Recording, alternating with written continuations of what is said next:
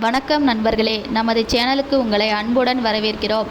இன்றைய காணொளியில் தமிழக அரசியலில், குறிப்பாக வட தமிழகத்தில் மிக முக்கிய வாக்கு வங்கியை தன்வசம் வைத்துள்ள பாட்டாளி மக்கள் கட்சியின் உள்கட்சி அரசியலில் நிகழ்ந்துள்ள ஒரு மாபெரும் திருப்பத்தை பற்றி தான் மிக விரிவாக பார்க்க போகிறோம். அரசியல் என்பது வெறும் கட்சிகள் மற்றும் கொள்கைகள் சம்பந்தப்பட்டது மட்டுமல்ல. அது ஒரு உணர்வுகள், குடும்ப உறவுகள் மற்றும் தலைமுறைகளுக்கு இடையிலான முரண்பாடுகள் அனைத்தையும் உள்ளடக்கியது என்பதற்கு சமீபத்திய தைலாபுரம் தோட்டத்தின் நிகழ்வுகளே ஒரு சிறந்த சாட்சி. ஆம் நண்பர்களே, கடந்த சில மாதங்களாகவே தமிழக அரசியல் களத்திலும் சரி, ஊடகங்களிலும் சரி மிக தீவிரமாக வாதிக்கப்பட்டு வந்த ஒரு பேசுபொருள் பாமக நிறுவனர் மருத்துவர் ராமதாஸ் அவர்களுக்கும் கட்சியின் தற்போதைய தலைவரும் அவரது மகனுமான அன்புமணி ராமதாஸ் அவர்களுக்கும் இடையே கடுமையான பனிப்போர் நிலவுகிறது என்பதுதான். ஆனால் நேற்று தைலாபுரம் தோட்டத்தில் நடந்த அந்த நெகிழ்ச்சியான சம்பவம் இதுவரை வந்த அத்தனை வதந்திகளுக்கும் அரசியல் கணக்குகளுக்கும் ஒட்டுமொத்தமாக ஒரு முற்றுப்புள்ளியை வைத்துள்ளது. பாமகவின் எதிர்காலத்தை தீர்மானிக்கப் போகும் இந்த நெகிழ்ச்சியான சந்திப்பின் பின்னணி என்ன?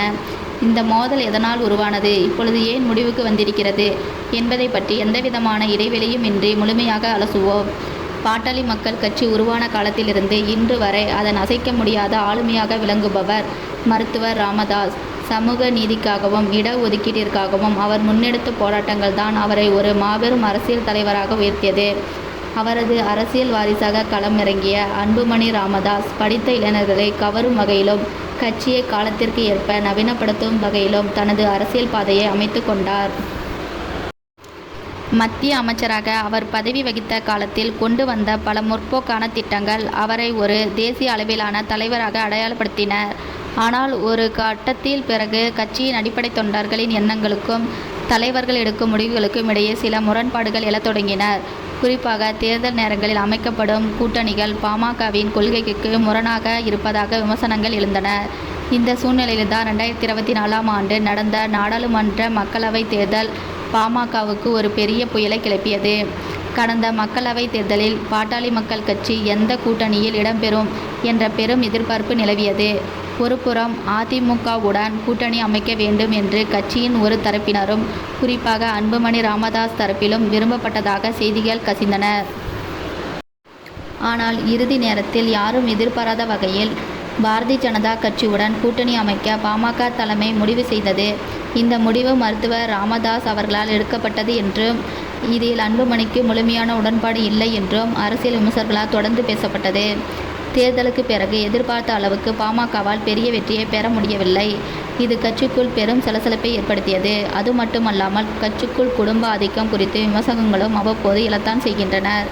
இந்த நிலையில்தான் பாமகவின் இளைஞரணி தலைவரான மருத்துவர் ராமதாஸ் மகள் வழி பேரனான முகுந்தன் கடந்த சில மாதங்களுக்கு முன்பு நியமிக்கப்பட்டார். இந்த நியமனம் கட்சிக்குள் பலவிதமான விவாதங்களை கிளப்பியது.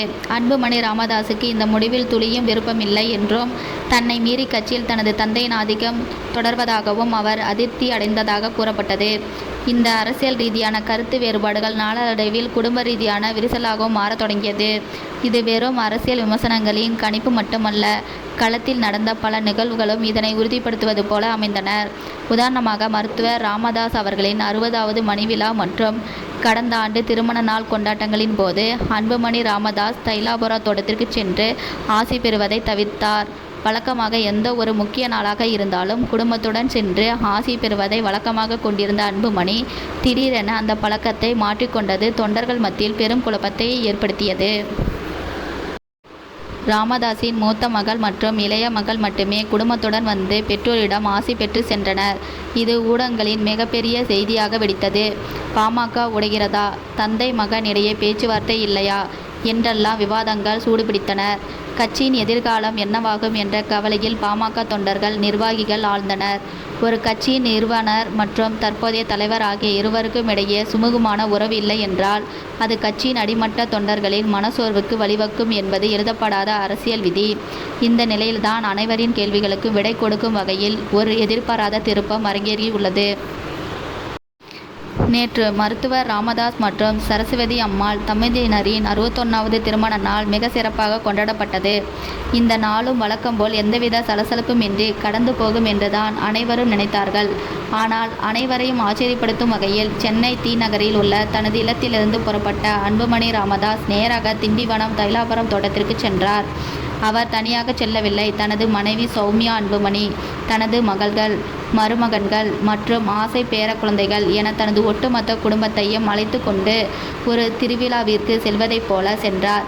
நீண்ட நாட்களுக்கு பிறகு தைலாபுர தோட்டத்திற்கு வருகை தந்த அன்புமணியையும் அவரது குடும்பத்தினரையும் பார்த்த தோட்டத்து பணியாளர்கள் எல்லையற்ற மகிழ்ச்சி அடைந்தனர். அவர்கள் வாசலிலேயே நின்று அன்புமணிக்கு அவரது குடும்பத்தினருக்கும் ஆர்த்தி எடுத்து திருஷ்டி கழித்து ஒரு மாபெரும் வரவேற்பை அளித்தனர். இந்த ஆர்த்தி வரவேற்பு என்பது வெறும் சம்பிரதாயம் மட்டுமல்ல, அது பல மாதங்களாக இருந்த மனக்கசப்புகளையும் எதிர்மறை எண்ணங்களையும் துடைத்தெறியும் ஒரு அடையாளமாகவே பார்க்கப்பட்டது. இதன் பின்னர் வீட்டின் உள்ளே சென்ற அன்புமணி ராமதாஸ் தனது பெற்றோரான மருத்துவர் ராமதாஸ் மற்றும் சரஸ்வதி அம்மாள் ஆகியோரின் கால்களில் இருந்து ஆசி பெற்றார். தனது பேர குழந்தைகளை பார்த்தும் மருத்துவர் ராமதாஸின் முகத்தில் ஏற்பட்ட மகிழ்ச்சிக்கு அளவே இல்லை. குடும்பத்தினர் அனைவரும் ஒன்றாக அமர்ந்து பேசி சிரித்து மகிழ்ந்து அந்த தருணங்கள் பாமக வட்டாரங்களில் ஒரு புதிய புத்துணர்ச்சியை கொண்டு வந்துள்ளது. இந்த சந்திப்பின் புகைப்படங்கள் மற்றும் காணொளிகள் சமூக வலைத்தளங்களில் வைரலாக பரவி வருகின்றன. இதை பார்க்கும் ஒவ்வொரு பாமக தொண்டனும் பெரும் நிம்மதியும் பெருமூச்சும் விடுகிறான். அரசியல் கருத்து வேறுபாடுகள் எப்படி இருந்தாலும் இரத்த பாசம் அனைத்தையும் தாண்டி வென்றுவிட்டது என்பதை இந்த நிகழ்வு ஆணித்தரமாக நிரூபித்துள்ளது. இந்த சந்திப்புகள் பின்னால் உள்ள அரசியல் கணக்குகள் என்னவாக இருக்கும் என்று விவாதங்களும் இப்பொழுது சூடுபிடித்துள்ளன. அதே வேளையில் மருத்துவர் ராமதாஸ் அவர்களும் தனது மகனின் தலைமை பண்பையும் கட்சியின் எதிர்காலம் அவர் கைகளில்தான் இருக்கிறது என்பதையும் ஏற்றுக்கொண்டுள்ளார் என்றே சொல்ல தோன்றுகிறது. அரசியலில் நிரந்தர நண்பனும் இல்லை, நிரந்தர பகைவனும் இல்லை என்பார்கள். அது குடும்பத்திற்கும் பொருந்தும் என்பதை தான் இந்த தைலாபுரம் நிகழ்வு உணர்த்துகிறது.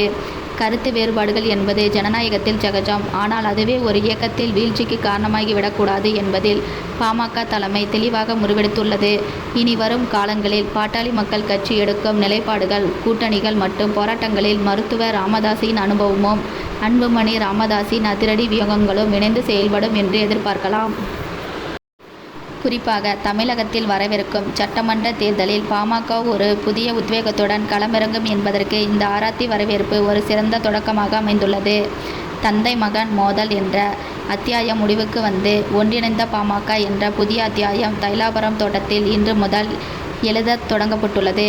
இது தமிழக அரசியலில் இனி எத்தகைய தாக்கங்களை ஏற்படுத்தப் போகிறது என்பதை நாம் பொறுத்திருந்துதான் பார்க்க வேண்டும். தொடர்ந்து இதுபோன்ற அரசியல் நிகழ்வுகளில் ஆழமான பின்னணிகளை தெரிந்து கொள்ள நமது சேனலோடு இணைந்திருங்கள். நன்றி, வணக்கம்.